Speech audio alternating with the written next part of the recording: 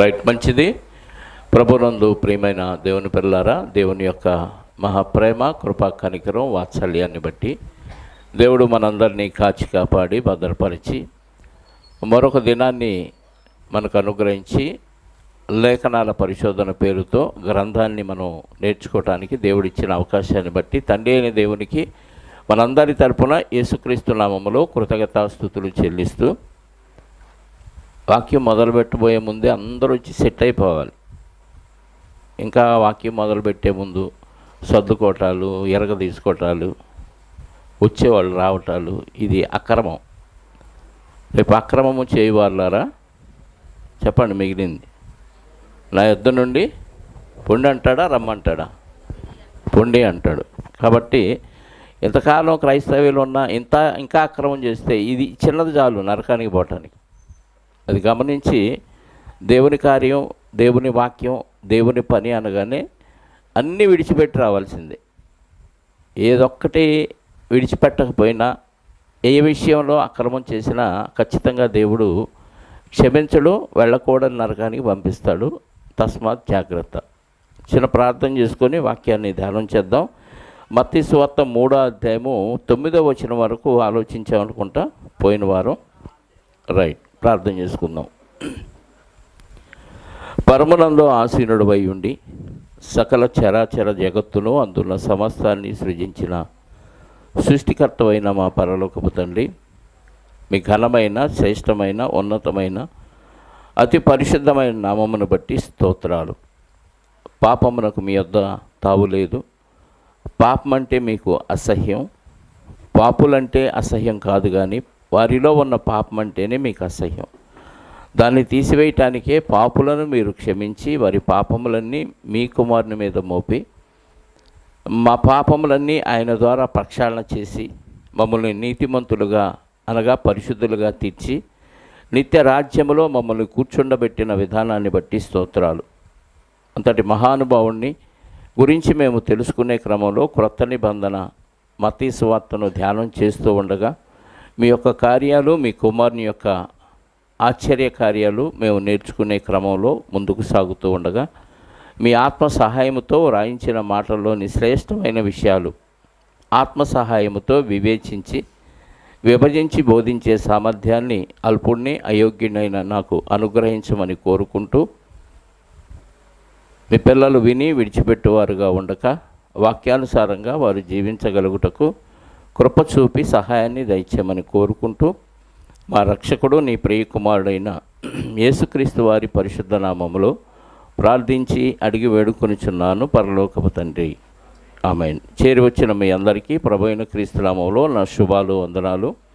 మత్తయి సువార్త 3వ అధ్యాయము 10వ వచనం ధ్యానం చేద్దాం. యోహాను, బాప్తీసం ఇచ్చే యోహాను గారు ఇశ్రాయేలీయుల గురించి మాట్లాడుతూ, అందులో కూడా నశించిపోయే వారి గురించి, సర్ప సంతానం అని వారి గురించి ఉద్దేశించి మాట్లాడుతూ చెప్పిన మాటల్లో 7వ వచనం నుంచి మనం ఆలోచిస్తే, అతడు పరిసయ్యుల్లోనూ సద్దూకయ్యుల్లోనూ అనేకులు బాప్తీసం పొందవచ్చుట చూచి, సర్ప సంతానమా, రాబో ఉగ్రతను తప్పించుకున్నటకు మీకు బుద్ధి చెప్పిన వాడెవడు అని ఆ శాస్త్రులు పరిసయ్యుల గురించి ఉద్దేశించి మాట్లాడుతూ, మారు మనసుకు తగిన ఫలం ఫలించండి అని చెప్పి, అబ్రహాం మాకు తండ్రి అని మీలో మీరు చెప్పుకొని తలంచవద్దు. దేవుడు ఈ రాళ్ల వలన అబ్రహామునకు పిల్లలు పుట్టింపగలడని మీతో చెప్పుచున్నాను అని చెప్పేసి, మా పితరుడు అబ్రహాం అని మీరు డంబాలు కొట్టుకోవద్దు. అబ్రహాం గారు కాకపోతే రాయి వలన కూడా దేవుడు పిల్లలు పుట్టిస్తాడు.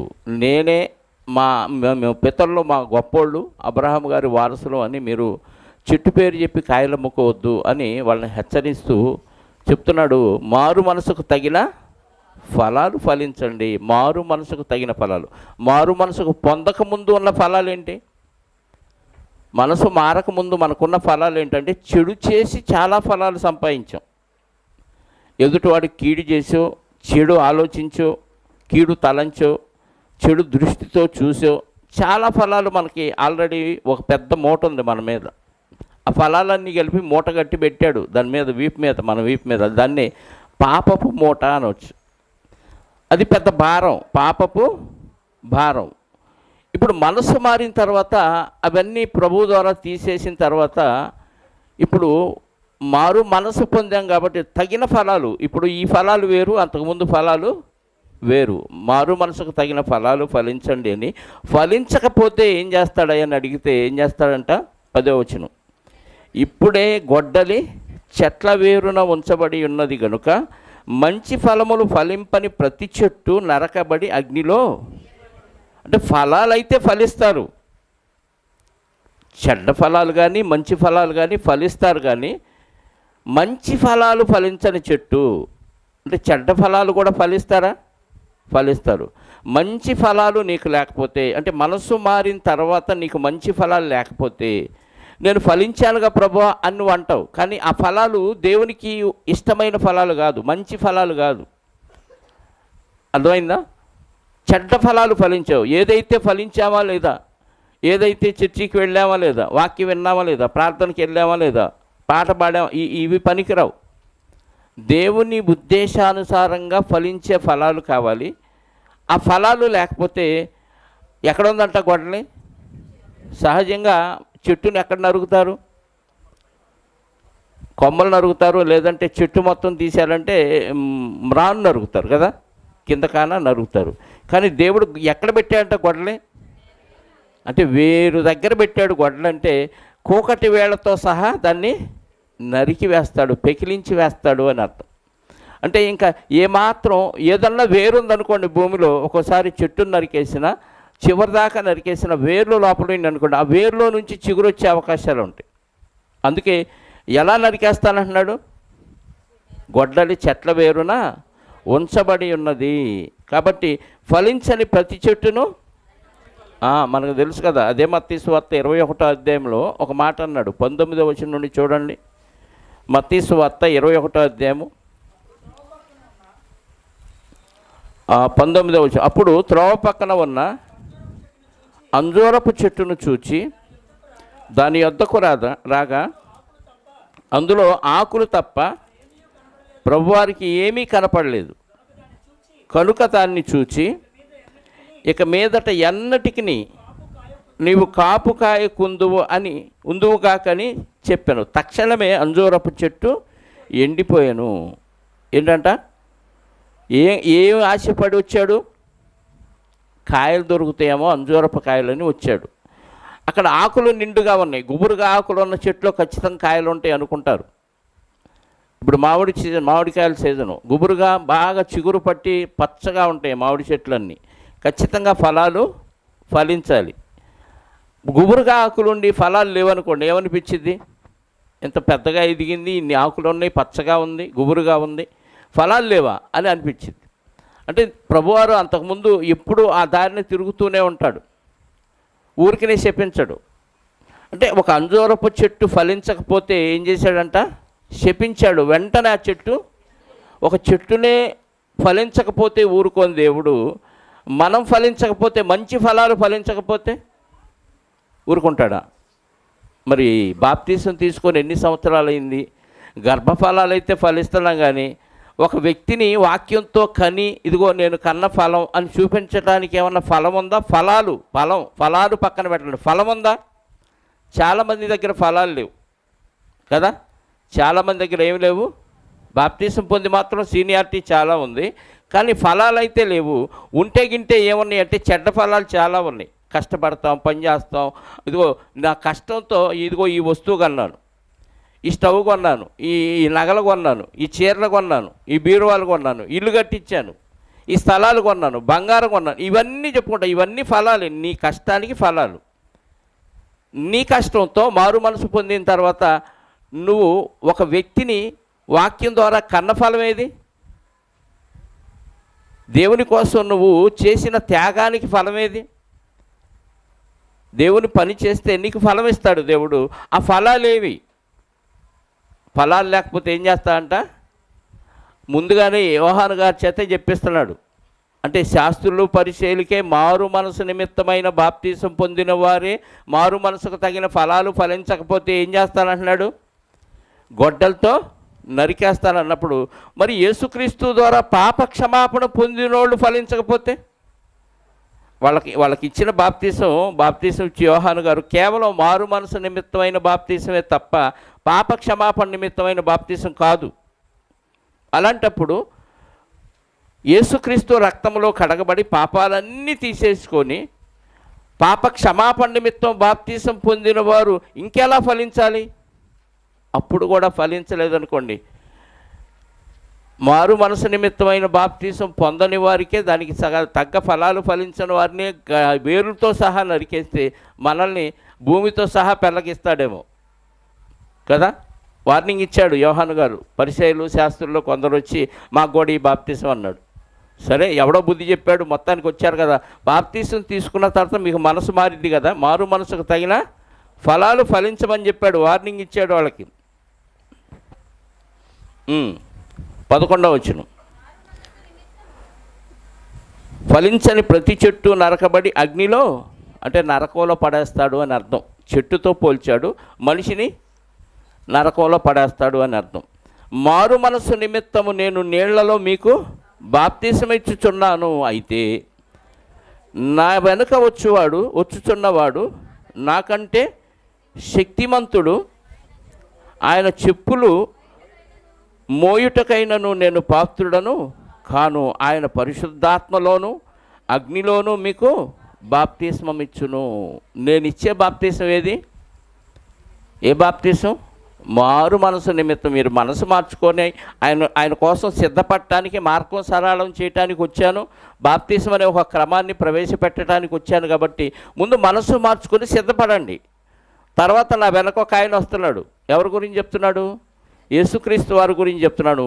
ఆయనకి నాకు అస్సలు ఆయన చెప్పులు వారు, అంటే ఆ రోజుల్లో చెప్పులు, ఈరోజు మనం షూ ఊడిపోకుండా కట్టుకోవటానికి లేసులు ఎలా ఉంటాయో, వారు చర్మంతో చేయబడిన వారితో చెప్పులు కట్టుకునేవాళ్ళు ఊడిపోకుండా, కాలు వెంట రావటానికి. ఆ చెప్పులు వారు విప్పి ఆ చెప్పులు తీయటానికి కూడా, చెప్పుల్ని తాకటానికి కూడా నాకు అర్హత లేదంటే అంత తగ్గించుకున్నాడు. వాస్తవంగా ఆయన మార్గం సరళం చేయటానికి వచ్చాడు కాబట్టి ఆయనతో నేను గొప్పోని కాదని ఆయన చెప్పాడు యోహాను గారు. నా వెనక ఒక ఆయన వస్తున్నాడు. ఆయన ఎలా ఇస్తాడంట? ఆయన పరిశుద్ధాత్మలోను అగ్నితోను నేను నీళ్లలో మీకు బాప్తీసం ఇస్తున్నాడు, నీళ్లలో బాప్తీసం ఇస్తున్నాను. ఆయన ఎక్కడిస్తా అంట?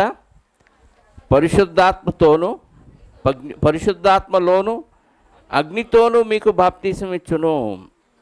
ఇది ఒకప్పుడు నేను కూడా కొంత అపార్థం చేసుకున్నాను. అగ్నితో బాప్తీసం ఇస్తాడనగానే అపోస్తులు మొట్టమొదట పెంతెకోస్తు పండుగ దినాన మేడగదిలో ఉన్నప్పుడు పరిశుద్ధాత్మ అగ్ని నాలుకలుగా విభాగింపబడి వచ్చినట్లుగా నేను కూడా భ్రమపడ్డాను. తర్వాత మళ్ళీ కిందకు వచ్చి చదివి వెనక ముందు ఆలోచిస్తే కొంతమంది బోధకులు చెప్పినట్టుగా ఆ అగ్నితో బాప్తీసం అనగానే నరకానికి పంపిస్తాడు అని అర్థం.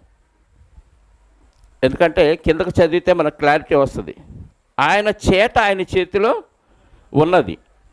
ఆయన తన కళ్ళమును బాగుగా శుభ్రము చేసి గోధుమలను కొట్టులో పోసి ఆరని అగ్నితో పొట్టును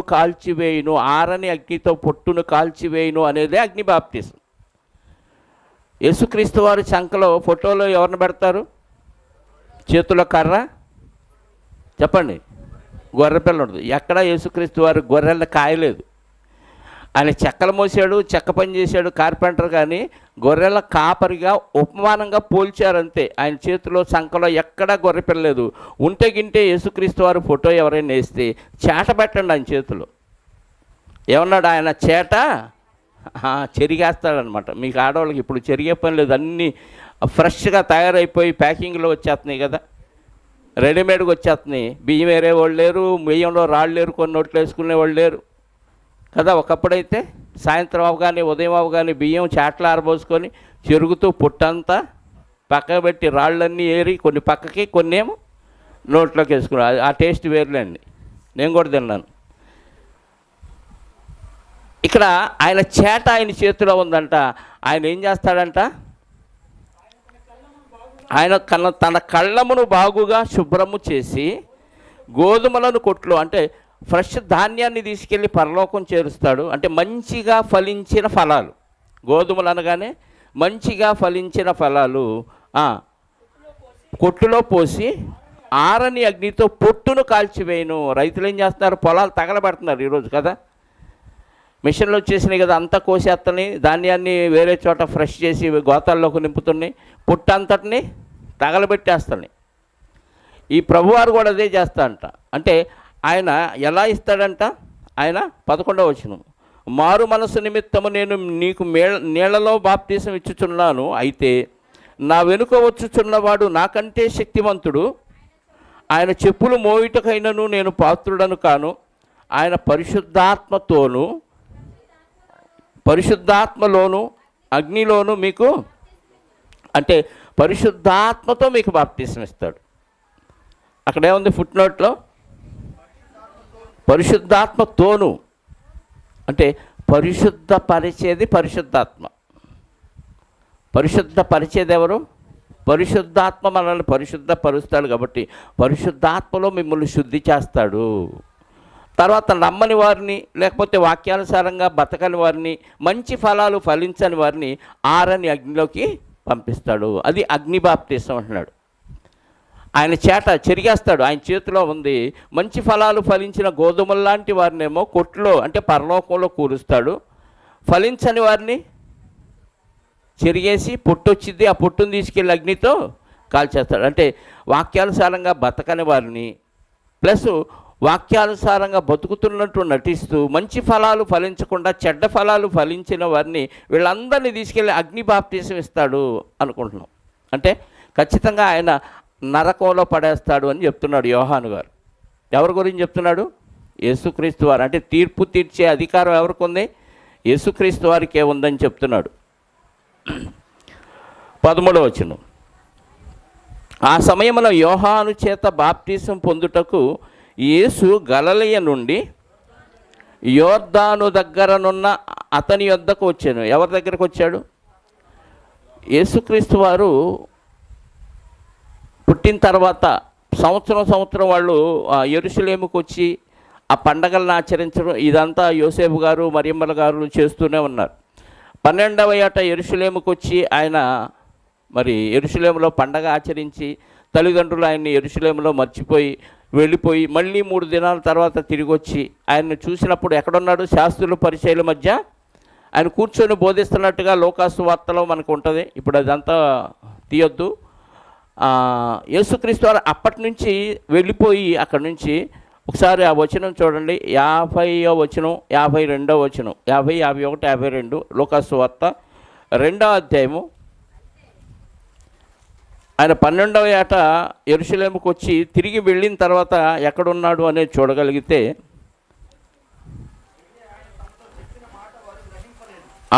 తల్లిదండ్రులు గ్రహించలేదు.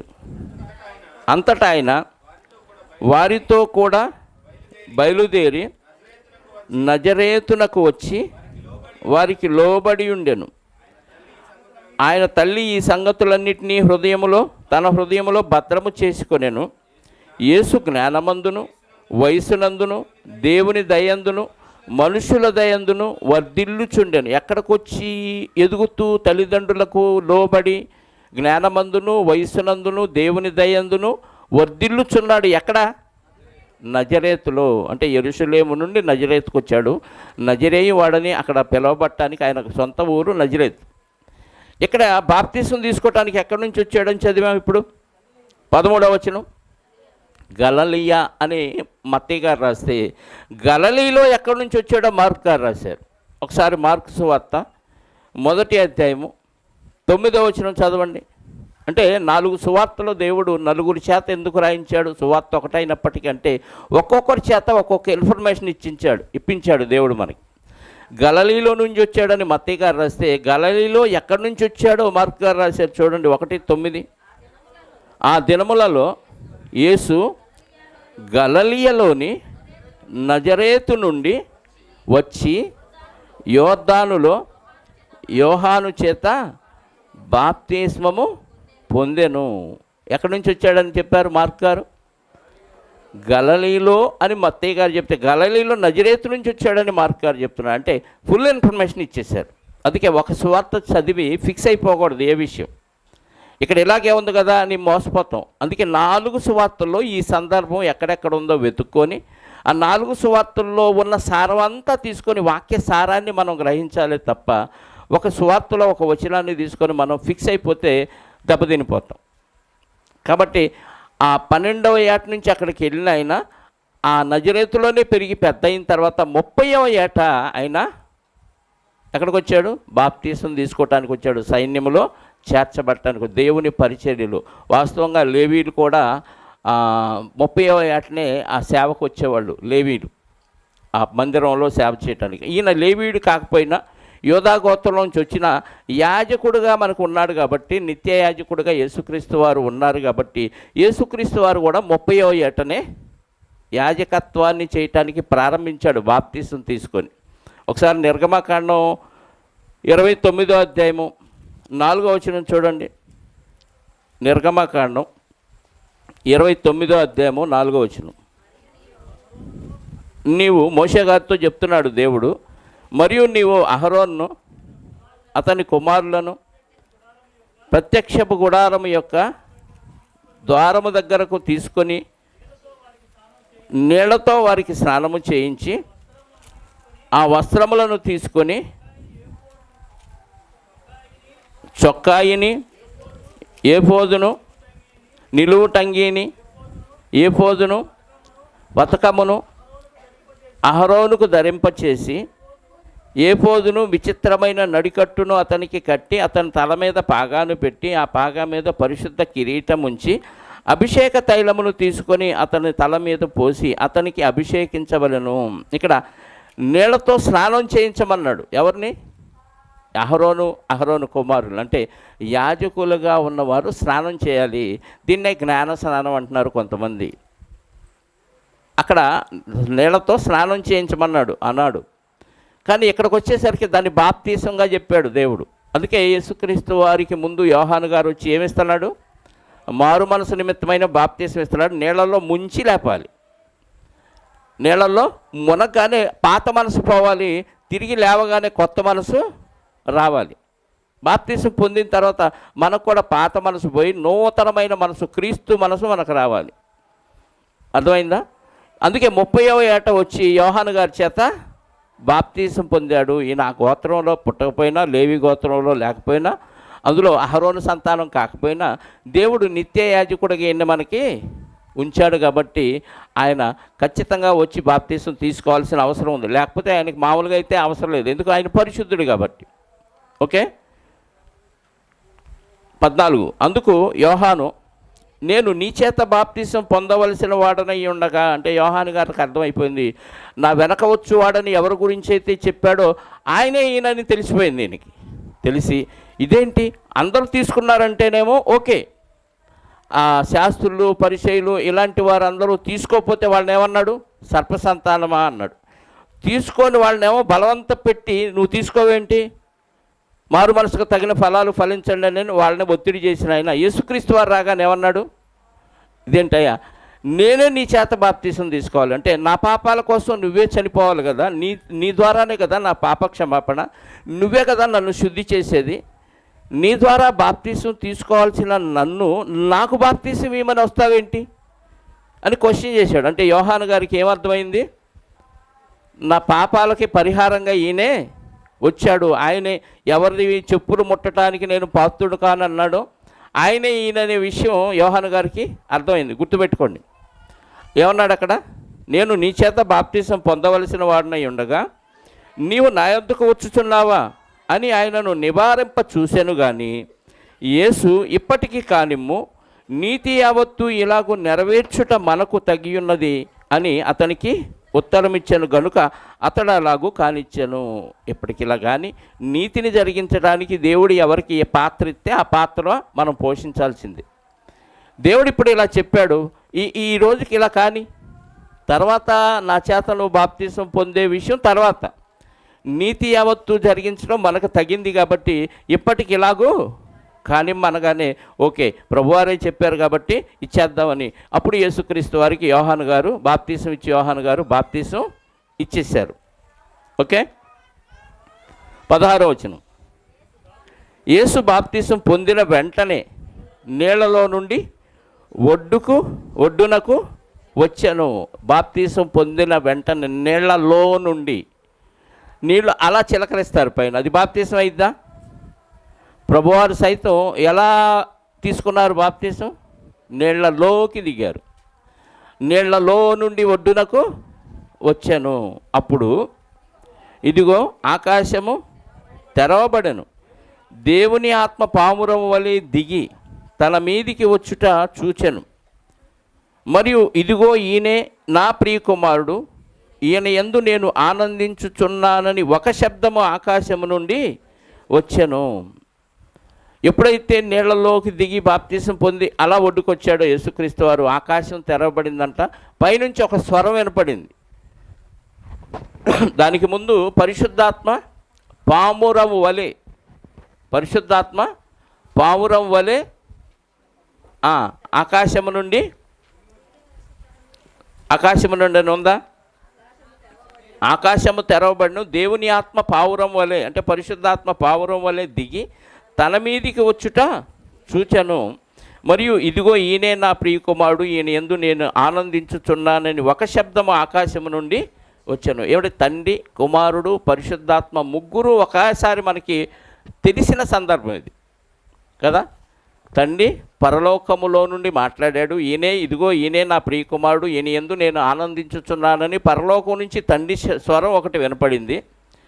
ఇక్కడ పరిశుద్ధాత్మ పావురం వలె తన మీదకి దిగి వచ్చుట చూచితిని. ఎవరి మీదకి?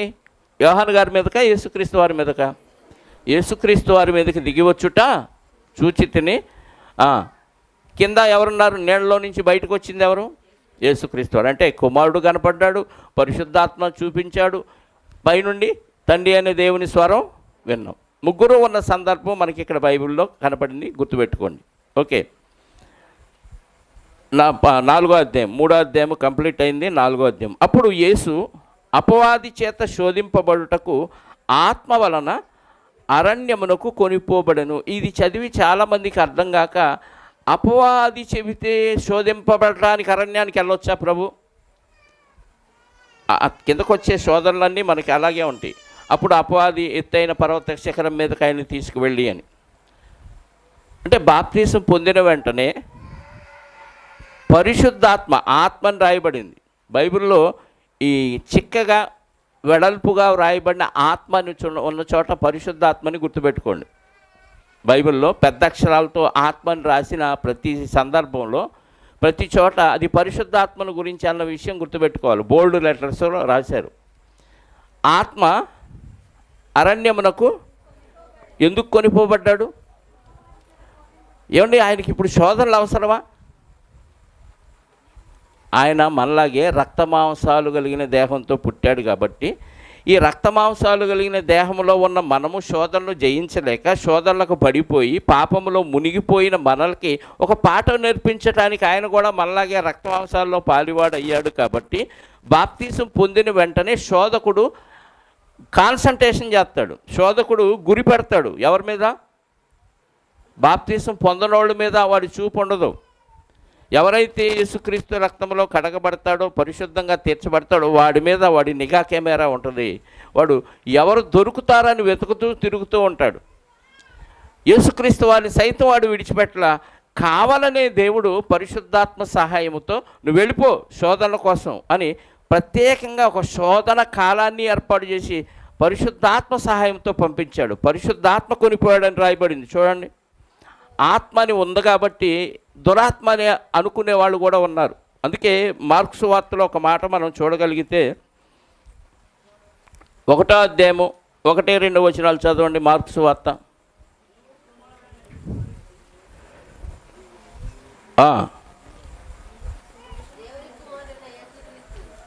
1:12. మార్క్సు వార్త 1:12. వెంటనే పరిశుద్ధాత్మ ఆయనను అరణ్యములోనికి త్రోసి కొనిపోయినాయి. ఇక్కడ కొనిపోబడిన మత్తయ్య గారు రాస్తే, మార్క్ గారు ఏమి రాశారు? నువ్వు శోధనలకు పా అని శోధనలు జయించటానికి, శోధనలో పడకుండా తప్పించుకోవటం ఎలాగో నేర్పించటానికి మనకి తోసుకొని పోయాడంట పరిశుద్ధాత్మ. మనల్ని అలా దేవుని ఆత్మ తోసుకొని వెళ్ళాడు అనుకో, అది అక్కడ శోధన ఉంది, పద అని తోసుకెళ్ళాడు అనుకో, మనమేమంటాం? ఇదేంటి ప్రభా, నువ్వే కావాలని పాపంలోకి నెడుతున్నావు ఏంటంటాం కదా. ఇది ఆడ మద్యం తాగుతున్నారు, నువ్వు గొడపా అని తోసుకెళ్ళాడు అనుకో, ఎవరు? సాతాను కాదు, పరిశుద్ధాత్మ తోసుకెళ్ళాడు అనుకో, మనమేమంటాం పరిశుద్ధాత్మని? నువ్వు పరిశుద్ధాత్మవా కాదా? దురాత్మ, నాకు డౌట్గా ఉంది. పాపం ఉన్న చోటకి వెళ్ళొద్దని దావీదు గారు చెప్తే ఏమని చెప్పాడు? దుష్టుల ఆలోచన చొప్పున నడవక, పాపుల మార్గమున నిలవక, అపవాసకులు కూర్చుండు చోట్లను మీరు కూర్చుండక, యెహోవా ధర్మశాస్త్రమందు ఆనందించుచు దివారాత్రులు దాన్ని ధ్యానించేవాడు ధన్యుడని దావీదు గారు రాస్తే, నువ్వేంటి పాపంలోకి నెట్టేస్తున్నావేంటి అంటాం మనం. అది పాత నిబంధన. కొత్త నిబంధనలో పాపాన్ని ఎదుర్కొని జయించాలి, పాపాన్ని ఎదుర్కొని రుజువు చేయాలి. అందుకే పరిశుద్ధాత్మ ఎందుకు నెట్టికెళ్ళాడంట? అపవాది చేత శోధింపబడుటకు అని రాయబడింది కదా. అంటే ఆత్మ ఎందుకు తీసుకెళ్ళాలంటే శోధనలు నువ్వు ఎలా ఎదుర్కొంటావో మన తర్వాత వాళ్ళకి చూపించాలి. అంటే యేసుక్రీస్తు వారికి కూడా శోధనలు వచ్చినాయి అంటే ఖచ్చితంగా వచ్చినాయి. యేసుక్రీస్తు వారికి కూడా శోధనలు వచ్చినాయి. ఆ శోధనలు జయించడానికి పరిశుద్ధాత్మే తీసుకెళ్ళిపోయాడు. తీసుకెళ్తే 2వ వచనం, 40 దినములు 40 రాత్రులు ఉపవాసం ఉండిన పిమ్మట ఆయన ఆకలి కొనగా. ఎన్ని రోజులు? 40 దినములు 40 రాత్రులు ఉపవాసం ఉండిన పిమ్మట ఆయన ఆకలి కొనగా. ఎన్ని రోజులు ఉన్నాడు ఉపవాసం? ఎన్ని రోజులు? 40 రోజులు ఆయన ఉపవాసం ఉన్నాడు. 40 రోజులు ఉపవాసం ఉన్నప్పుడు ఏమన్నా తిన్నాడా? చెప్పండి, ఏమన్నా తిన్నాడా? ఏమి తినలా. మనలాగా ఒక పూట తిని 2 పూటలు మానేయటం, లేకపోతే 2 పూటలు తిని 1 పూట మానేయటం కాదు. 40 పగళ్ళు 40 రాత్రులు ఏమీ తినలేదు ఆయన. ఎందుకు? శోధనను ఎదుర్కోవటానికి శరీరాన్ని నలకొట్టాలి. నువ్వు శోధన జయించాలంటే కడుపు నిండా తిని నీ కోరికలన్నీ తీర్చుకుంటే నువ్వు ఏ శోధన జయించలేవు. ఒక శోధన వచ్చిందంటే శరీరాన్ని కృషింప చేసుకొని నలకొట్టుకొని అప్పుడు జయించగలగాలి. అన్ని కడుపు నిండిన వాడు శోధనలు జయించలేడండి. అన్ని సౌకర్యవంతంగా ఉన్నవాడికి శోధన జయించటం చాలా కష్టం. అందుకే ధనవంతులు ఖచ్చితంగా పరలోక రాజ్యంలో ప్రవేశించరు. ఎందుకంటే అన్ని సమృద్ధిగా ఉన్నాయి, ఇంకా ఏది జయించలేరు. అన్నిటి సుఖాలకు అలవాటు పడిన దేహం ఏ చిన్న కష్టానికి కూడా ఇష్టపడదు. అందుకే శోధనలు ఈజీగా పడిపోతారు వాళ్ళు. అందుకే వాళ్ళు ఖచ్చితంగా ఒంటన్న సూది బెజ్జంలో దూరటం ఒకవేళ ఈజీ అయిద్దేమో కానీ ధనవంతుడు పరలోక రాజ్యంలో ప్రవేశించుట అసంభవం, దుర్లభం. ఎందుకన్నాడంటే వాళ్ళు అన్ని సౌకర్యాలకు అలవాటు చేశారు దేహాన్ని. కాబట్టి దేహాన్ని ఎప్పుడైతే నువ్వు నలకొట్టుకుంటావో అప్పుడే శోధన చేయించవచ్చు. అందుకే 40 దినాలు నిద్రాహారాలు తిండి తిప్పలు అన్నీ మానేసి ఆయన శోధనలో ఉన్నాడంట. అపోస్తలుడైన పౌలు గారు అంటాడు తియొద్దులని, నా బాహ్య పురుషుడు కృషించుచున్నను, అంతరంగ పురుషుడు దినదినమూ నూతనపరచబడుచున్నాడు. అంటే ఆత్మ దినదినము అభివృద్ధిలోకి రావాలంటే నీ శరీరాన్ని నువ్వేం చేసుకోవాలి? చెప్పాలి, నలకొట్టుకోవాలి. అడిగిందల్లా శరీరానికి ఇవ్వకూడదు. శరీర సుఖాలకు ఏమాత్రం నువ్వు అలవాటు పడ్డావా పరలోకం కోల్పోయినట్టే గుర్తుపెట్టుకోండి. అపోస్తలులు కానీ యేసుక్రీస్తును అంగీకరించిన ఎవ్వరూ శరీరాన్ని అస్సలు ఖాతరు చేయలేదండి. అదే ఉందలే ఇదే ఉందలే అన్నీ ఈజీగా తీసుకున్నారు. ఎందుకంటే ఈ సుఖం మహా అయితే 30, 40, 50 ఏళ్ళు మించి మనం చేయలేము ఈ శరీరానికి. దీన్ని ఎప్పుడైతే బ్యాన్ చేసి దీన్ని కృషింపజేస్తామో అప్పుడు ఇది నీ మాట వింటది, నీ ఆత్మస్వరం ఇది వింటది. అప్పుడు దీన్ని కానీ సుఖపెట్టావా, దీన్ని కానీ లగ్జరీస్కి అలవాటు చేసావా, నీ మాట కాదు కదా దేవుడి మాట కూడా విందో. గట్టిగా చెప్తున్నాను, దేవుని మాటను కూడా ఖాతరు చేయి. ఈడు చెప్పిందే బాగుందని అపవాది మాటలకే లోబడింది. అందుకే 40 రోజులు అంటే ఒక మండల కాలం, అంటే ఒక సంపూర్ణ సంఖ్య. 40 దినాల గురించి చాలా ఉంది మనకి. మోషే గారు ఆజ్ఞలు తీసుకురావటానికి కొండ మీద వెళ్ళినప్పుడు ఎన్ని రోజులు ఉన్నాడు? ఏం మాట్లాడరు? ఎన్ని రోజులు? 40 రోజులు ఉన్నాడు కదా. 40 రోజులు ఆయన కూడా ఏమీ తినలేదని రాయబడింది. 40 రోజులు ఆయన ఏమీ తినలేదని రాయబడింది. ఆ 40 రోజులు అయిపోయిన తర్వాత, అంటే 40 రోజులు యేసుక్రీస్తు వారు సాతాను చేత ఏమి ఎదుర్కొన్నాడు? శోధనలు ఎదుర్కొన్నాడు. ఎన్ని శోధనలు ఎదుర్కొన్నాడంటే ప్రపంచంలో ఎవరైనా ఎన్ని శోధనలు ఎదుర్కొంటాడో అన్నీ ఎదుర్కొన్నాడు. 40 అయిపోయిన తర్వాత స్పెషల్ శోధనలు మళ్ళీ పెట్టాడు 3. ఆ మాట రాయబడింది చూడండి. 40 దినములు 40 రాత్రులు ఆయన ఉపవాసం ఉండిన పిమ్మట ఆయన ఆకలి కొనగా, అంటే 40 డేస్ ఉపవాసం ఉన్నాడు, ఆకలి కొన్నాడు. ఇప్పుడు ఆ శోధకుడు ఆయన యొద్దకు వచ్చి, నీవు దేవుని కుమారుడు అయితే ఈ రాళ్ళు రొట్టెలగునట్లు ఆజ్ఞాపించుమనెను. ఏమంటే 40 రోజులు ఉపవాసం ఉన్నాడు, నీళ్లు లేవు, తిండి లేవు, నీకు శక్తులు ఉన్నాయి. ఏం శక్తులు? ఏదైనా చేయగలిగిన శక్తి ప్రభువారికి ఉంది. కుంటోళ్ళని బాగు చేశాడు, గుడ్డోళ్ళని బాగు చేశాడు, దెయ్యాలను వెళ్ళగొట్టాడు, చనిపోయిన వాళ్ళని సైతం లేపాడు. ఇన్ని శక్తులు ఉన్నాయన రాళ్ళను రొట్టెలు చేసుకోగలడా లేదా? ఆ కెపాసిటీ ఉందా? మనమైతే ఏం చేసుకుంటాం? ఆ శక్తి ఉంటే 40 రోజులు ఉపవాసం ఉన్న తర్వాత ఆ శక్తి ఉంటే ఏం చేస్తాం? రొట్టెలు చేస్తామో, బిర్యానీ చేస్తామో, దమ్ బిర్యానీ చేస్తామో? చెప్పండి, ఏం చేసుకుంటాం? ఖచ్చితంగా వెజిటేరియన్ అస్సలు ఇష్టపడం. 40 డేస్ ఉన్నాం, ఎంత కృషించింది అనుకుంటున్నా శరీరం. ఆ మాత్రం ఈ ఫుడ్ అయిపోతే ఇది మళ్ళీ పికప్ అవ్వటం చాలా కష్టమని ఎన్విఏ కోరుకుంటాం. అందులో ఇక మనకు కోరికలో మైండ్లో ఏ ఏ పదార్థాలు అయితే ఉన్నాయో, ఆ రోజుల్లో 65లు 95 లేవు కదా, ఆ రోజుల్లో ఏమేమి ఉన్నాయో అవన్నీ కోరుకునేవాడు. కానీ ప్రభువారు వాక్యముతోనే వాడు చెప్పాడు, వాక్యముతోనే సమాధానం చెప్పాడు. అంటే యేసుక్రీస్తు వారే వాక్యమై ఉన్నాడు కాబట్టి సాతాను ఎలా శోధిస్తాడో కూడా తెలుసు కాబట్టి శరీరములో ఉన్న మానవరీతిగా ఉన్నప్పటికీ శరీరాన్ని జయించాడు ఆయన. సహజంగా ఆకలి మనిషి చేత ఎంత ఎంత దీనస్థితికైనా దిగజారుస్తుంది. ఈరోజు చాలామంది స్త్రీలు పడుపు వృత్తిలోకి వెళ్ళిపోయారు అంటే వాళ్ళ ఆర్థిక స్థితి దిగజారిపోవటం వల్ల, భర్తలు సరిగ్గా సహకరించకపోవటం వల్ల చాలామంది ఊళ్ళు వదిలి పచ్చళ్ళు పెడతానికి వెళ్తున్నాం వేరే ప్రాంతాలని చెప్పేసి ఆ వంకతో వెళ్ళిపోయి వ్యభిచారం చేసి సంపాదించుకొచ్చి పచ్చళ్ళు పెట్టి మేము సంపాదించుకొచ్చామని గ్రామాల్లో చెప్తున్న వారు ఉన్నారు. అంటే ఈ ఆర్థిక స్థితి, శరీర బలహీనత మనిషిని ఎంత దాకా దిగజారుస్తుందంటే పడుపు వృత్తి చేయటానికైనా అడ్డం చెప్పదు, హత్యలు చేయటానికైనా, అబద్ధాలు ఆడటానికైనా, మోసాలు చేయటానికైనా ఏమాత్రం అభ్యంతర పెట్టదు. అంటే ఆకలి మనిషిని ఏం చేస్తుంది? చెప్పండి, ఏం చేస్తుంది? ఎంతకైనా దిగజారుస్తుంది. ఈరోజు కూటి కొరకు కోటి విద్యలు, ఇవన్నీ దేనికంటే కడుపు నింపుకోవటానికే.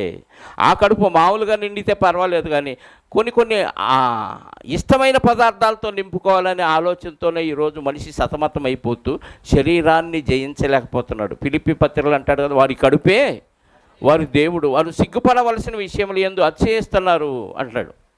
అంటే కడుపునే దేవుడిగా భావించే వాళ్ళు చాలామంది ఉన్నారు. అందులో క్రైస్తవుల్లో ఉండటం మరీ విచారకరం.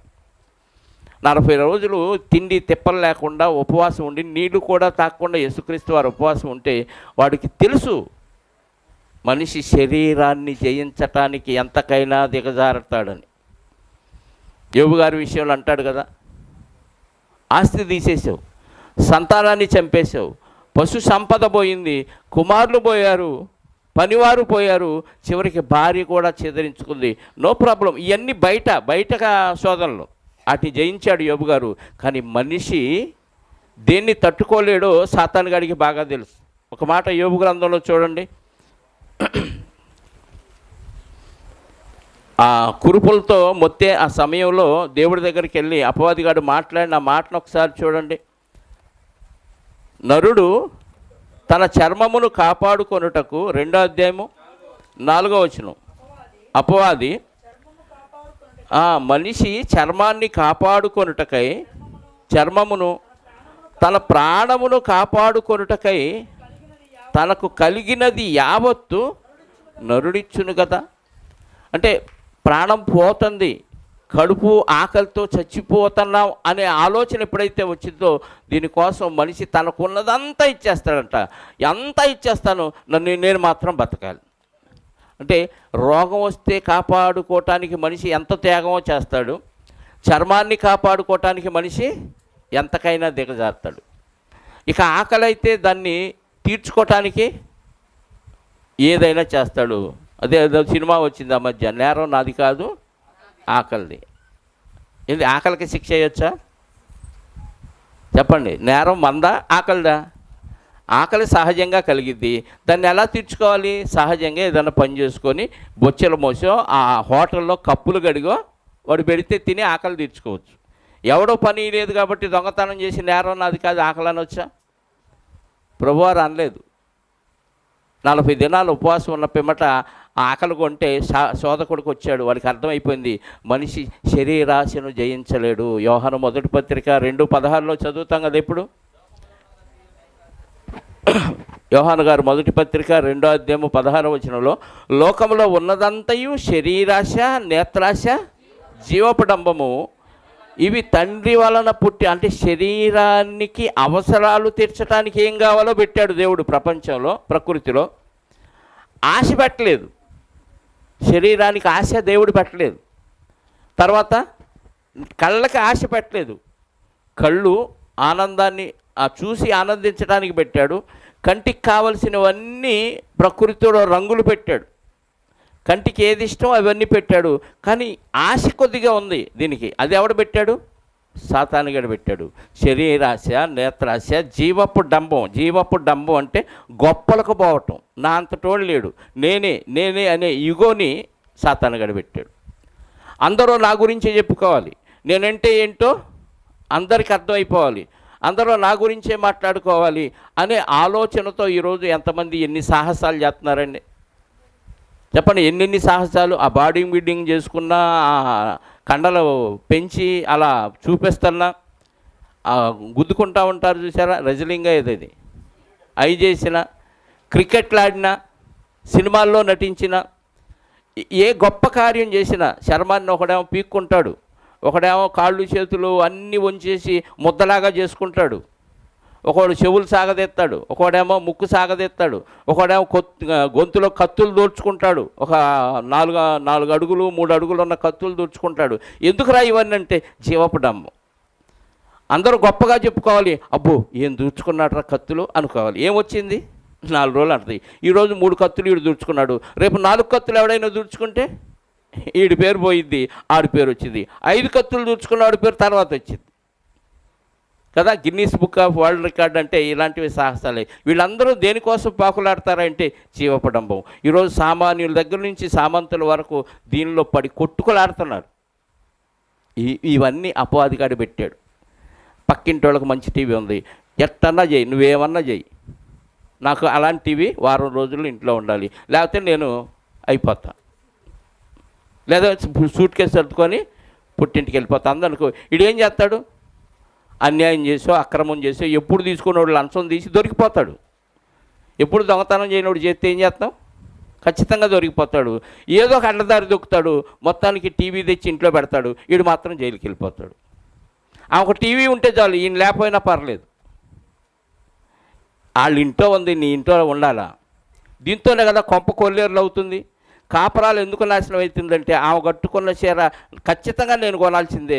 ఇదిగో 100 రోజులు కష్టపడైనా సరే, 1,00,000 రూపాయలు ఖర్చు పెట్టైనా సరే, అదే నగలు, అదే చీర, అదే టీవీ, అదే బైకు. ఇవన్నీ జీవపు డంబాలండి.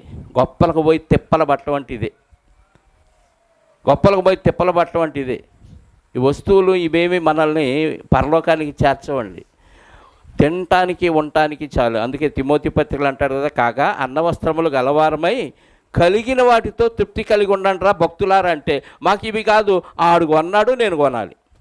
పక్కన ఎక్కించేవాళ్ళు ఉంటారు, అసలు నువ్వేంటి, నీ స్టేటస్ ఏంటి, నువ్వేంటి ఇలా బతకటం ఏంటి, అసలు నీ డ్రెస్సులు ఏంటి, నీ ఇల్లు ఏంటి, ఇలా రెచ్చగొట్టగానే అవును కదా నేను పెద్దోడిని కదా గొప్పవాడిని కదా ఇలా గాలి కొట్టుతారు. ఆడేమో ఉబ్బిపోతూ ఉంటాడు, ఎప్పుడో టప్పున పడతాడు ఆడ నుంచి. ఇవన్నీ అపవాదిగాడు వేసే ప్లాన్లు. అందుకే ఏం చెప్పాడు అక్కడ? శరీరాశ, నేత్రాశ, జీవపడంబము ఇవన్నీ దేవుని వలన పుట్టినవి కావు అంటే మరి ఎవరు పుట్టిస్తారు? సాతానుగాడు పుట్టిస్తాడు. ఆ 3 సూత్రాల పథకం, దీన్ని ఏమంటారంటే 3 సూత్రాల పథకం. ఈ 3 సూత్రాలు చాలు మనిషి పతనం అయిపోతాడు. 3 సూత్రాల్లో ఒక్క సూత్రానికైనా పడని మనిషి అంటూ ఎవడు లేడు ప్రపంచంలో. ఆది దంపతులను ఆ 3 సూత్రాలతోనే పడగొట్టాడు. యేసుక్రీస్తు వారిని సైతం ఆ 3 సూత్రాలతో పడగొట్టడానికి ట్రై చేశాడు. ఏమన్నాడు? ఈ రాళ్లను రొట్టెలుగా చేసుకొని ఆజ్ఞాపించుమని. నువ్వు ఏమన్నాడు? నీవు దేవుని కుమారుడు అయితే ఈ రాళ్ళు రొట్టెలగున్నట్లు ఆజ్ఞాపించుము. ఇప్పుడు ఇంతకీ సాతాను గాడికి యేసుక్రీస్తు వారు ఎవరో తెలుసా? ఒకసారి అదే మత్తయి సువార్త 8వ అధ్యాయము 29వ వచనం. గెరాసేను దేశం వెళ్ళినప్పుడు అక్కడ ఒక దయ్యం పట్టినవాడు ఉంటాడు. సేన అని, అంటే చాలామంది దెయ్యాలు వాడిలో ఉన్నాయి. వాడు అంటున్నాడు, వాడిలో పట్టిన దెయ్యాలు యేసుక్రీస్తు వారితో మాట్లాడుతున్నాయి. ఏమని? ఇదిగో దేవుని కుమారుడు. అంటే ఏమని పిలుస్తున్న యేసుక్రీస్తు వారిని దెయ్యాలు? అంటే యేసుక్రీస్తు వారు ఎవరో తెలుసా? తెలుసు. తెలిసి ఇక్కడ ఏమంటున్నాడు? నీవు దేవుని కుమారుడు అయితే అన్నాడంటే ఎందుకన్నాడు? మీ తండ్రి ఎవరో తెలుసు, మన దగ్గరకు వద్దాం. మీ అమ్మ ఎవరో తెలుసు, మీ నాన్న ఎవరో తెలుసు. అరే నువ్వు పలానోడికి పుడితే ఈ పని చేయరా అన్నాడు అనుకో, మనం ఏం చేస్తాం? దూసుకొచ్చేస్తాం. ఏంది పుట్టలేదనుకుంటున్నావా అని రెచ్చిపోయి ఆడు చెప్పిన పని చేస్తాం. నీ చేత పని చేయించడానికి ఈ డైలాగ్ వాడాడు. ఆడి చేత వాడించింది ఎవడు? ఆడుగాడు, సాతానుగాడు. ఇదే సూత్రం యేసుక్రీస్తు వారి దగ్గర కూడా వాడేశాడు. నిజంగా నువ్వు దేవుని కుమారుడు అయితే, నాకు తెలుసు దేవుడి కుమారుడు అని, కానీ ఈ తంటే నీకు రోషం రావాలి.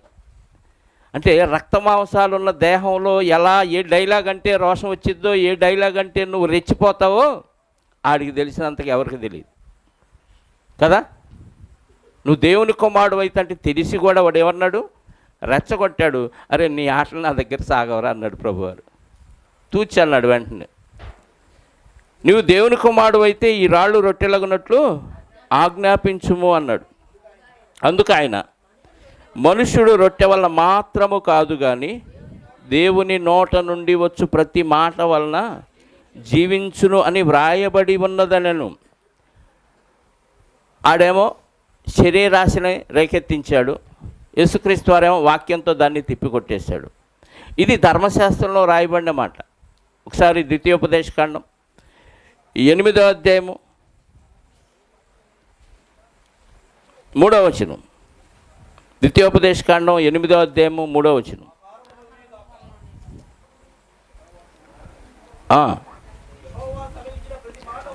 ఆహారము వలననే కాక యెహోవా సెలవిచ్చిన ప్రతి మాట వలన నరులు బ్రతుకుదురని నీకు తెలియచేయుటకు అన్నాడు. చాలండి. అంటే ఇశ్రాయేలీయులకి చెప్పిన మాట ఇది. మనిషి బ్రతకాలంటే తిండి వలన బ్రతుకుతున్నాడు అనుకుంటుంది లోకం. తిండి వలన బ్రతుకుతున్నాడు అనుకుంటుంది లోకం. ఏమంటే ఆహారం లేకుండా ఎంతోమంది, సమతుల్య ఆహారం లేకుండా ఎంతోమంది బ్రతుకుతున్నారు ప్రపంచంలో. అన్ని రకాల సమతుల్య ఆహారాలు తీసుకున్న రోగాల పాలై, హాస్పిటల్ పాలై చచ్చిపోయిన వాళ్ళు చాలామంది ధనవంతులు ఉన్నారు. అంటే దేవుడి మాట వలన నువ్వు బతకాలి అంటే బతుకుతావు, నువ్వు చావాలంటే చచ్చిపోతావు. సమూయేలు మొదటి గ్రంథం 2వ అధ్యాయం 6వ వచనం చదవండి. సమూయేలు మొదటి గ్రంథం 2వ అధ్యాయం 6వ వచనం.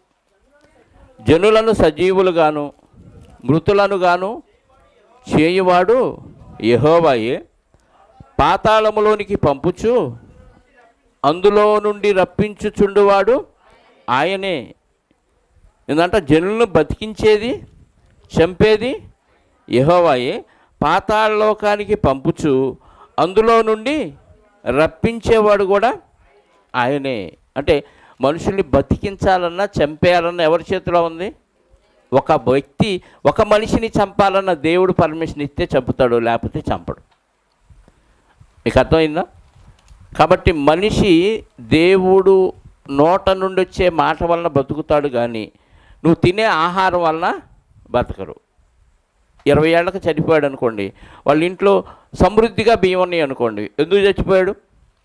ఆహారం ఉందిగా, ఇంట్లో బస్తాలు బస్తాలు బియ్యం ఉన్నాయి, అయినా చనిపోయాడు. ఎందుకు చనిపోయాడు? దేవుడి నోట్లోంచి ఆ మాట వచ్చింది, ఇంకా చాలునైనా నీకు ఇచ్చిన ఆయుష్కాలం అయిపోయిందంటే చచ్చిపోతాడు. తిండి వల్ల బతుకుతాడు మనిషి అని తిండి కోసం దేవుని ఆజ్ఞలు పెడచెవిని పెట్టి, ఆహారం కోసం పొట్ట చేత్తో పట్టుకొని దేవుని పనిని కూడా పక్కన పెట్టి మనం తిండి కోసం ప్రయాసపడుతున్నాం. ఈ మాట ప్రతి ఒక్కరికి వర్తించింది. మనం సంపాదించే సంపాదన దేనికోసం అంటే తిండి కోసం అంతే. ఈ తిండి కోసం దేవుని కార్యక్రమాలు పక్కన పెడుతున్నావు. ఒకవేళ నువ్వు తిండి కోసం ప్రయాసపడి వెళ్ళినప్పుడు దేవుడు మాట్లాడలేదనుకో, సాలిక నాయనా అన్నాడు అనుకో, అయిపోతావా? మనమేమనుకుంటాం, నేను ఇంత కష్టపడి పని చేసుకొని సంపాదించడం వల్ల నేను బతుకున్నావు అనుకుంటాం. నువ్వు కష్టపడినా ఎంత సంపాదించినా దేవుడు నీకు బతికే అవకాశం అయిపోతే, పనిలోకి వెళ్ళి పనిలో ప్రమాదంలో చచ్చిపోయిన వాళ్ళు ఎంతమంది ఉన్నారు? పనికి వెళుతూ వస్తూ ప్రమాదంలో యాక్సిడెంట్ అయ్యి చచ్చిపోయిన వాళ్ళు ఎంతమంది ఉన్నారు? ఎన్నో వార్తలు వింటున్నాం. మొన్న ఈ మధ్య పవర్ స్టేషను, అది ఎక్కడ, నాగార్జున సాగర్ కింద ఒక కాలువ వస్తుంది కదా, కుడి కాలువ ఎడం కాలువ, అందులో లోపలికి వెళ్ళారు, సొరంగంలోకి వెళ్ళిపోయారు. వెళ్ళిపోయిన వాళ్ళకి అక్కడ ఒక్కసారి అది కూలిపోయింది, వెంటనే సమాధి అయిపోయారు. చాలామంది అక్కడికక్కడే చనిపోయారు. 4 రోజులు దాదాపుగా దాన్ని తవ్వుకుంటూ లోపలికి వెళ్ళిపోతే తర్వాత శవాలు మొక్కలుగా కనపడినాయి. సరిగా ఆచూకీ కూడా దొరకలేదు. ఆ బురద మట్టి, ఆ తడిలో ఏమీ ఆచూకీ దొరకలేదండి. అంటే ఎవరు ఎప్పుడు చనిపోతారో తెలియదు. నువ్వు పని కోసమే వెళ్ళారు ఆ గుహలోకి, వాళ్ళు ఉద్యోగం కోసం వెళ్ళారు, జీతం కోసం వెళ్ళారు. జీతం ఎందుకంటే కడుపు కోసం. దేవుడు పర్మిషన్ ఇస్తే నువ్వు గాఢాంధకారపు లోయల్లో సంచరించినా నీకే అపాయం రాదు. దేవుడు పర్మిషన్ ఇస్తే చావుకి నువ్వు ఎంతమంది మధ్య ఉన్నా చచ్చిపోతావు. అంటే అపవాదిగాడు మన శరీరాన్ని మీద దాడి చేయటానికి తిండి కోసమో, బట్ట కోసమో, లేకపోతే ఎదుటోళ్ళని చూపించి అలా ఉండాలనో ఏదో ఒకటి రేకెత్తించి శరీర కోరిక తీర్చుకోవటానికి ప్రేరేపిస్తాడు. అది మనకు అర్థమైపోతే మనం ఏం చేయాలి? దేవుడు పర్మిషన్ ఇస్తే నేను బతుకుంటా. దేవుడు ఇవ్వలేదా? నేను బరీగా కడుపు నిండా తిన్నా, సమతుల్య ఆహారం తిన్నా, టప్మని పోయే అవకాశం ఉంది. కాకపోతే కారణాలు, గ్యాస్ వలన పోయాడో, హార్ట్ అటాక్ వలన పోయాడో, యాక్సిడెంట్ వలన పోయాడో, పలానా రోగం వల్ల పోయాడో, ఏదో ఒకటి డిక్లేర్ చేస్తాడు. కారణాలు అనేకం, కానీ పోవటం ఖాయం. దేవుడు పర్మిషన్ కావాలనేది మనం ఖచ్చితంగా నమ్మాలి. యేసుక్రీస్తు వారు అది రుజువు చేయటానికే మనకిది ఆ శోధన ఎదుర్కొని చెప్పాడు. అపవాదికి సమాధానం, మనుషుడు రొట్టె వలన మాత్రము కాదు కానీ దేవుని నోట నుండి వచ్చు. ఇది కానీ మనకు అర్థమైపోతే దేవుని కార్యక్రమాలకు ఏ రోజు నువ్వు ఎగ్గొట్టవు. నువ్వు ఏ రోజు దేవుని కార్యక్రమాలకు ఎగ్గొట్టి పనికి వెళ్ళావు అనుకోండి, పని ఉన్నప్పుడు, దేవుని పని ఉన్నప్పుడు, ఆ రోజు నువ్వు పనిలో పోతే వెళ్ళిపోతావు, వెళ్ళకూడని ప్రాంతాలకు వెళ్ళిపోతావు. ఎందుకంటే నీకు అవకాశం ఉంది ఇక్కడ దేవుని పని, కానీ ఎగ్గొట్టి కడుపు కోసం వెళ్ళావు. దేవుడు మాట్లాడినప్పుడు అయిపోతాం. అందుకే యేసుక్రీస్తు వారికి అర్థమైపోయి, దేవుని నోట నుండి నువ్వు చావాలని ఆయనంటే చచ్చిపోతా. తిండి తినటం వల్ల నేను చచ్చిపోతాను. 40 రోజులు ఉన్నా ఏం నీరసం లేదు, హ్యాపీగా ఉన్నాను. ఒకవేళ నీరసం ఉన్నా చివరిలో చదువుదాం, దేవదూతలు వచ్చి పరిచర్య చేస్తారు. అంటే ప్రకృతి ఒడిలో సేద తీరుస్తాడు దేవుడు నిన్ను. భయంకరంగా కష్టపడి బాగా అలసిపోయినప్పుడు ఒక ప్రకృతిలో చల్లటి గాలి వచ్చి తాకిందనుకోండి శరీరానికి, ఎలా ఉంటుంది చెప్పండి? ఎనర్జీ, కొత్త ఎనర్జీ వచ్చినట్టుగా, కొత్త శక్తి పుట్టినట్టుగా ఫీల్ అయిపోతాం. భయంకరంగా అలసిపోయినప్పుడు చల్లటి నీళ్లు తాగామనుకోండి, ఎలా ఉంటుంది? కొత్త శక్తి పుట్టినట్టుగా ఉంటుంది. అంటే ప్రకృతితో దేవుడు మనల్ని సేద తీరుస్తాడు. దేవుని పనిలో కష్టపడితే నువ్వు సాతానికి లోబడకుండా, నువ్వు నీ పని కోసం ఎరగ తీసుకొని కష్టపడితే ఒళ్ళు నొప్పులు, ఆయాసం, దుఃఖం తప్ప వేరే ప్రయోజనం ఉండదు. అందుకేమన్నాడు? చదవండి, మత్తయి సువార్త 4వ అధ్యాయము. అంతటా అపవాది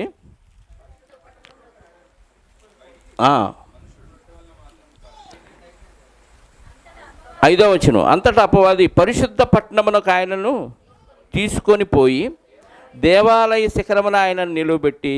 ఏమంటే అపవాది తీసుకొని పోయాడంటే పరిశుద్ధాత్మ తీసుకెళ్ళాడు. అపవాది శోధించడానికి చెప్పాడు, తీసుకెళ్ళింది పరిశుద్ధాత్మ. అరణ్యమునకు త్రోసుకొనిపోయి అని.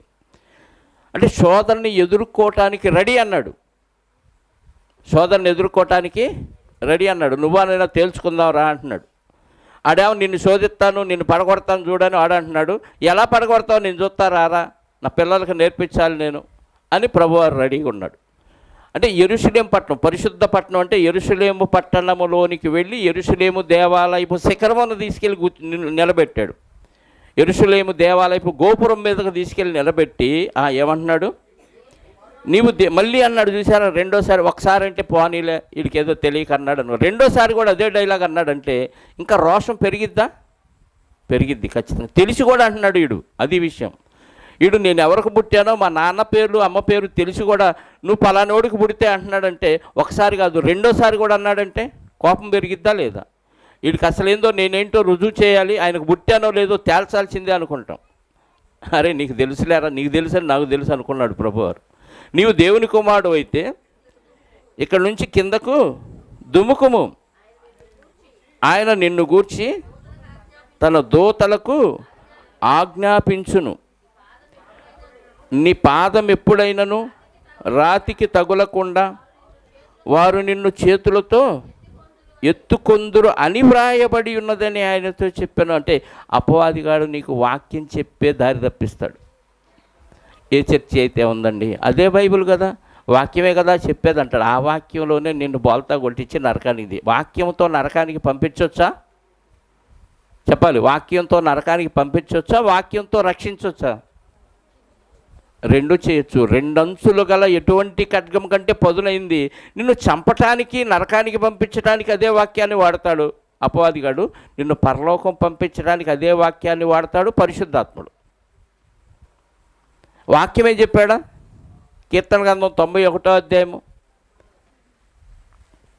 కీర్తన గ్రంథం 91వ అధ్యాయము 11, 12 వచనాలు చూడండి జాగ్రత్తగా. ఇక్కడున్న వచనాలు అక్కడున్న వచనాలు టాలీ చేయండి.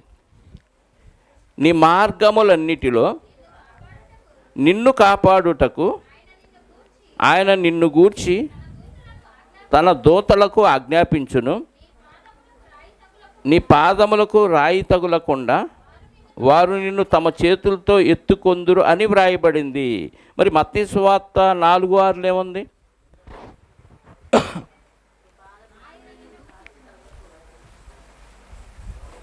చెప్పాలి. ఆయన నిన్ను గూర్చి తన దూతలకు ఆజ్ఞాపించును, నీ మార్గములన్నిటిలో ఉందా? ఎత్తేసాడు చూసావా? అంటే వాక్యంలో ఒకటి కలపకూడదు, తీసేయకూడదు, ఇది వాడికి తెలుసు. తీసేసాడు ఒకటి. నీ మార్గములన్నిటిలో దేవుని కార్యక్రమాలు చేస్తున్నప్పుడు నువ్వు పొరపాట్లు పడినా ఆయన కాపాడతాడు. నీ కార్యక్రమాల్లో నువ్వు నిమగ్నం అయిపోయి నీ ఇష్టానుసారంగా పాపపు లోకంలో బతుకుతున్నప్పుడు